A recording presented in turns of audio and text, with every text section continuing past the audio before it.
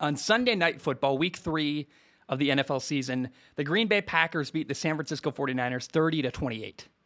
And it was a crazy game with a crazy ending.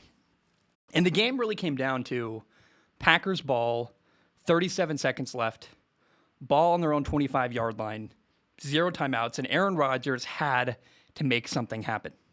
And he did. Aaron Rodgers made magic happen. 2 big throws, bang, bang, spiked the ball. Mason Crosby hits a 51-yard field goal, game winner, as time expires. Incredible. Like, really a very, very amazing finish.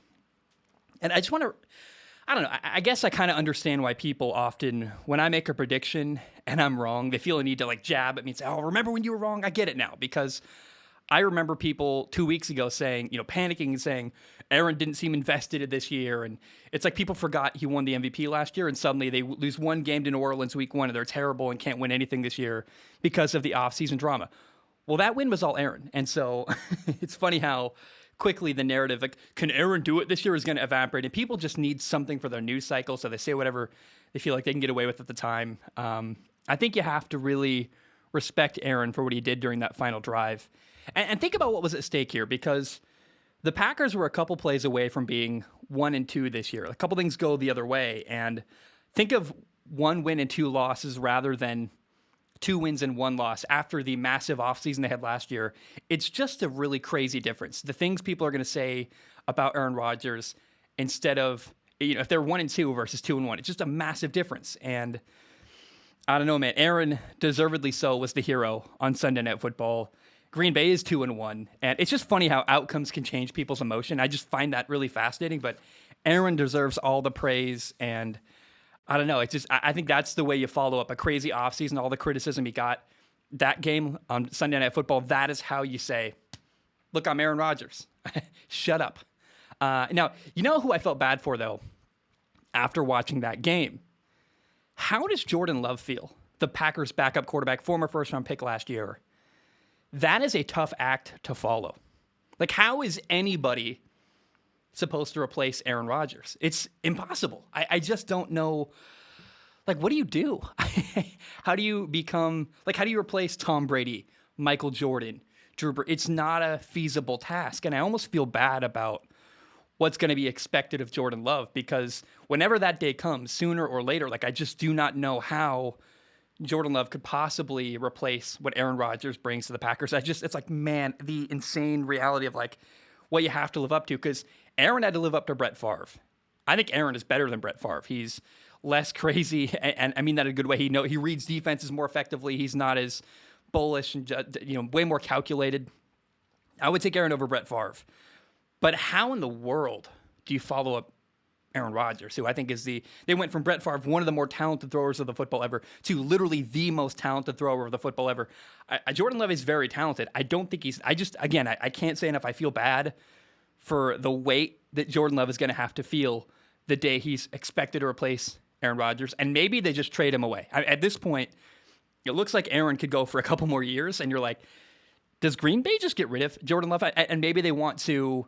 I know it's crazy to have this conversation 3 weeks into the NFL season, but either they trade Jordan Love away, or they say we're going all in on having a cheap quarterback who's good enough and then building a great team around him, because Aaron, the one criticism you can say about Aaron is he's very expensive, and maybe they want a quarterback on a rookie contract who's really cheap and they can build a great team with free agents and all kinds of stuff. But I don't know, man. I don't see Aaron Rodgers going anywhere anytime soon. And it's like, I don't know what's going to happen. And it's incredible to think about.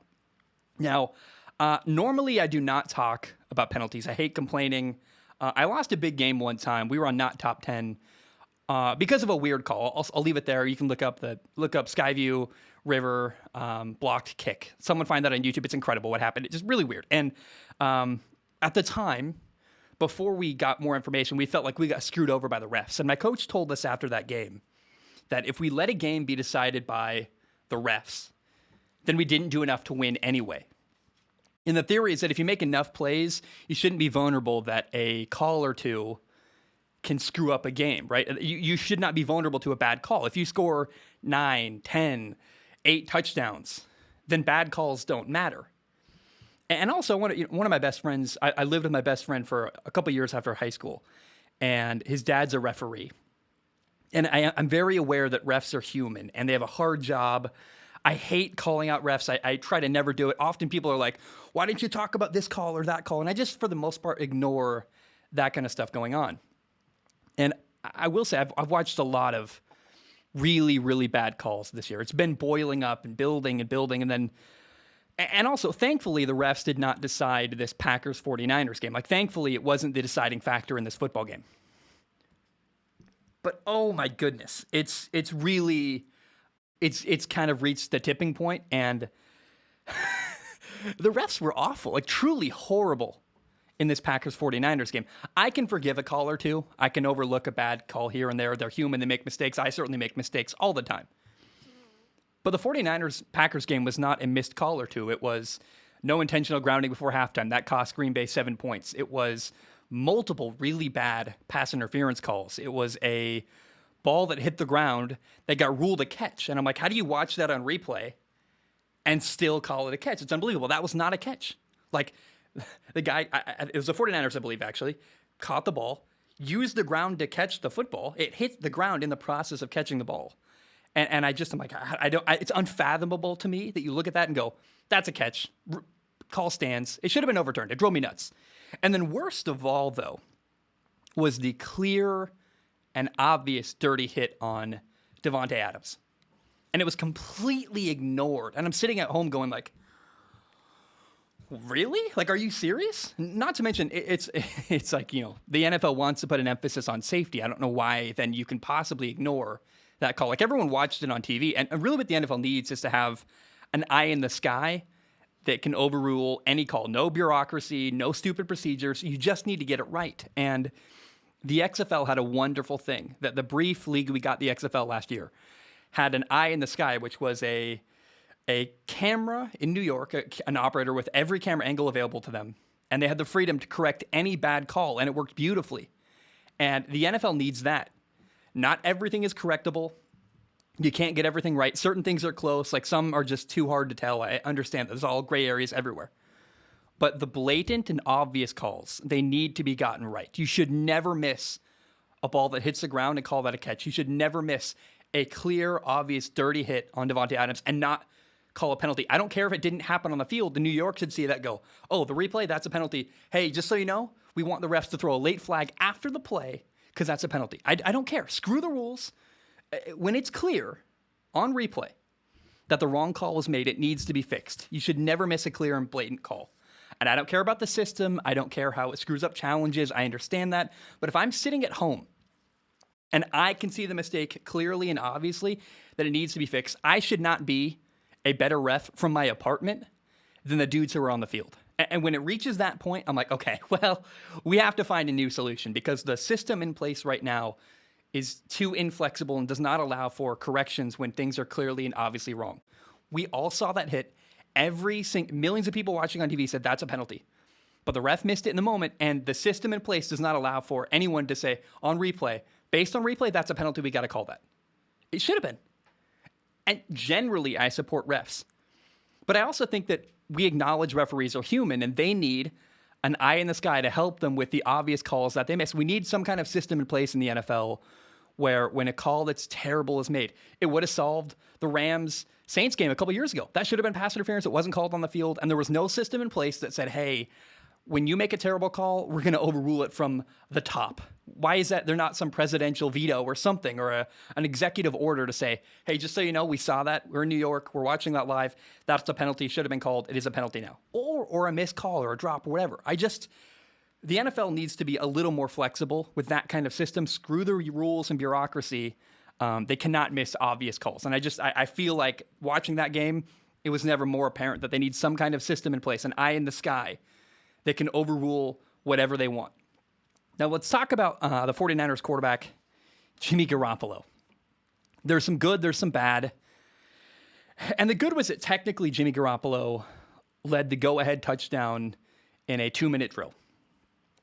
And so in theory, someone could argue that Jimmy G did enough to put his team in a position to win. I've heard that often said exactly that way about the Chiefs and 49ers Super Bowl a couple years ago. It's a couple years ago, 2 years. I can't even remember. I watched so much football now, I can't even remember. Was that 2 years ago, 3 years ago? I don't remember. Anyway, we have to acknowledge, first of all, that Jimmy Garoppolo had help on a 3rd and 10. He made a good throw to George Kittle, but George Kittle made an amazing play after the catch, got 39 yards. Certainly that has to be talked about. And then also later on another 3rd down, same drive, 3rd and 10. 2 3rd and 10 conversions on this drive. 3rd and 10, Jimmy G throws a weak, frankly, inaccurate pass to Deebo Samuel. And Deebo Samuel makes like the catch of the game, ripping the ball away from a defender, a ball that should not have been complete. He made it a completion with a great catch. Stole the ball away from a defender and, frankly, helping Jimmy Garoppolo look good. So even on that game-winning drive, you have to acknowledge that Jimmy G got help. Now, I do have to acknowledge that drive, though, because some people will say, well, Jimmy G did enough to win. And fair enough. Technically, I guess that's true. And you could also argue the defense let him down. And I believe me, I get it. The 49ers defense is specifically not their defense. Let me clarify. The 49ers secondary is terrifying, and not in a good way. They're terrifyingly bad. I have no idea how the 49ers are going to stop Matthew Stafford, the Rams, Cooper Kupp, Deshaun Jackson running right by everybody. How are they going to stop Arizona with Kyler Murray, all their offensive weapons? I don't know what the 49ers' plan for their secondary is. I mean, frankly, the 49ers might lose to Cincinnati because of Jamar Chase alone making great catches down the sideline, and they have no way to stop him. I really have deep concerns about the 49ers secondary. But all that aside, even though technically you can argue Jimmy G did enough to beat the Packers on Sunday Night Football, he also left a lot to be desired in this game. He had an interception, should have had 2.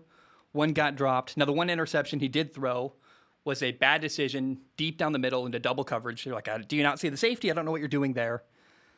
Not a great decision. Then later, 5 minutes left in the 4th quarter, Jimmy Garoppolo fumbled, and that could have cost them the game. I'll get to that in a moment. But I want to first say, I watched the LA Rams get tired of Jared Goff. And they made a move. They upgraded at quarterback. They are very, very happy in LA. They do not miss Jared Goff at all. And the 49ers now, and we already knew this, but they're clearly and obviously tired of Jimmy Garoppolo, and he's playing himself out of a job. The 49ers want to win big games against Patrick Mahomes and Aaron Rodgers and Tom Brady. Games like Sunday Night Football against Green Bay at home, they want to beat Aaron Rodgers. They want to win that game, and they're tired of losing to the other team because the other team has a more dynamic or better quarterback. They're like, we are sick of Jimmy Garoppolo being the weakness of this football team. So they made a move. They got Trey Lance. And in that Packers-49ers game, the Trey Lance draft pick was justified. Jimmy Garoppolo is playing himself out of a job. If you do not perform at a high level, you will be replaced. And we're getting to that point with Jimmy G. And it's crazy, like the parallels between Jared Goff and Jimmy Garoppolo. They both were elevated by a coach and a good football team. Sean McVay, Kyle Shanahan making their quarterback look good. And both Jared Goff and Jimmy G lost a Super Bowl. And then also the thing they will soon have in common is soon they will have both been fully replaced and lose their starting jobs. Jared Goff already lost his. The time is coming for Jimmy G to lose his job. Now, Jimmy Garoppolo is not terrible. I want to be very clear. He's not useless. He's not awful. He's won a lot of games. But also, Jimmy Garoppolo has hit his ceiling. And he leaves way too many things to be desired. You watch him play and you're like, mistake, mistake, mistake, bad play, not physically dominant, bad. Like when you watch him and you grade, you know, it's a plus, a neutral, or a minus. There's too many minuses when you grade the way Jimmy Garoppolo plays. And I'm just losing patience. I'm so ready for the Trey Lance era to begin in San Francisco. Like, I'm so excited for that day when it comes, and I know he's not quite ready. It seems like, obviously he's not, because they would play him if he was. And also, the touchdown that Trey Lance had, 3rd and goal, 2 seconds left before halftime, like an incredible play, ball on the 1-yard line. Trey Lance comes in at quarterback. George Kittle blocks down. Trent Williams, a left tackle, pulls left. Alex Mack makes a great block from center. You know, Trey Lance gets the ball, runs left to the outside, scores a touchdown on the goal line. It was beautiful. I loved it. And I want more of that. I'm like, every time I watch Jimmy Garoppolo, I'm like, I'm way too aware of his shortcomings, and it's really, really getting grating and hard to watch. Now, look, I will say, though, the 49ers defense, specifically their secondary, they have problems. And all the problems aside, you still, despite like, hey, they could not stop Devontae Adams' back shoulder throws at all. Like, it was really, really weird and frankly disturbing. I mean, on the same drive, we saw back shoulder fade. It was like a replay. You're like, is that a replay? No, that's the same play again, like 2 plays later. Like, how was that even, how do they not know that's coming? They just had no defense down the sideline. The 49ers secondary did. And in spite of their problems, you also have to acknowledge that the 49ers defense did stop Green Bay in 2 key moments. There was a 4th and 1 on the 3-yard line. And the 49ers, they stopped Green Bay. That's basically a goal line stand. Well done. Great job, boys. You saved not only a field goal, but a touchdown. And then later at the end of the 4th quarter, never forget what happened on the Packers' second to last drive. Like, anybody who argues that Jimmy Garoppolo was let down by their defense, think about this for a moment. Jimmy Garoppolo fumbles with 5 minutes left in the 4th quarter. Down, by the way. You're down 21-24. And it gave the Packers the ball with great field position, in field goal range to start the drive. And the 49ers defense in this key moment, end of the 4th quarter, they held the Packers to a field goal. A touchdown would have made it a 2-score game, which would have given the 49ers no opportunity to win that football game. So you can blame the defense all you want, and you can defend Jimmy Garoppolo if you want, but you do that at your own cost. Because remember, if Jimmy Garoppolo doesn't fumble with 5 minutes left, we never even need the game-winning drive that Jimmy Garoppolo put together. And you wouldn't have needed the 49ers defense to hold the Packers to only a field goal with like 3 minutes left in the 4th quarter to make sure it's not a 2-score game. So all you people that want to defend Jimmy Garoppolo, remember, you do it at your own cost.